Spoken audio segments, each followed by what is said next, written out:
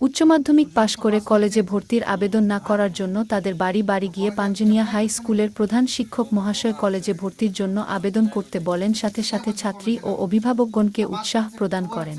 মাত্র দু চারজন আছে, বাকি সবাই অ্যাপ্লাই করেছে।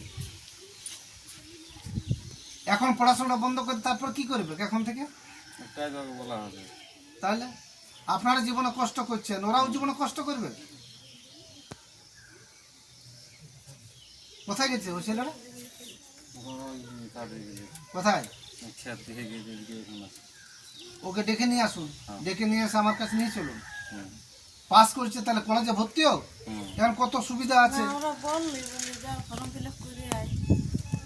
আরে ফর্ম ডেট তো পার হয়ে যাবে, আজকাল লাস্ট ডেট হয়ে যাবে।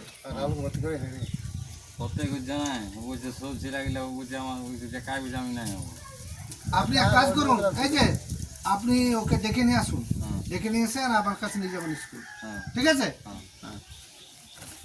পাস করে আর ভর্তি হয়েছে না বলুন? হ্যাঁ হবে না তো ঠিক আছে, বিয়ে হয়েছে ভালো, কলেজে ভর্তি হ। হ্যাঁ রে, কলেজে ভর্তি হ।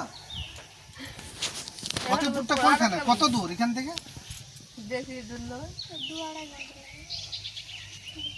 কোথায়, রঘুনাথপুরের কাছে? তাহলে তুই কাছাকাছি কোথায় কলেজ আছে? চাষ কলেজ। চাষ কলেজ, তাহলে তুই চাষে ভর্তি হয়ে যা। হিন্দি হলে বাংলা লিখতে পাবি, আমরা তো ঝাড়খণ্ডে পড়েছি, বাংলা লিখতে পাবি। আর নাহলে রঘুনাথপুরে ভর্তি হয়ে যা। তোর বাবা আইলে বলবি, বলে স্যার এসেছিল, স্যার বলছে কলেজে ভর্তি হচ্ছে, ঠিক আছে? তো তো এবার 12 ক্লাস পাস করেছিল। হ্যাঁ, তো 12 ক্লাস পাস করলে তো কলেজে অ্যাপ্লাই কেন করলো না?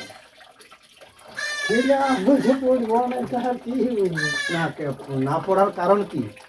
কারণ কোনো আমার তো ইচ্ছা আছে পড়াবারে, কিন্তু বসে নাই যাবো। পড়া বন্ধ করা মানে তো মানে এবার জীবনটা কোন দিকে এগোচ্ছে সেটা বুঝতে পারছেন? ওটা তো বুঝছি, তো আমি তো বলেছিলি বলে ভর্তি হয়ে যা, ওকে বলেছিলি, রবীন্দ্র বলেছিলি, কিন্তু না পড়লে কি করবো? ও তো 12 ক্লাস শুনতে যাবে, ও তো পড়ে না।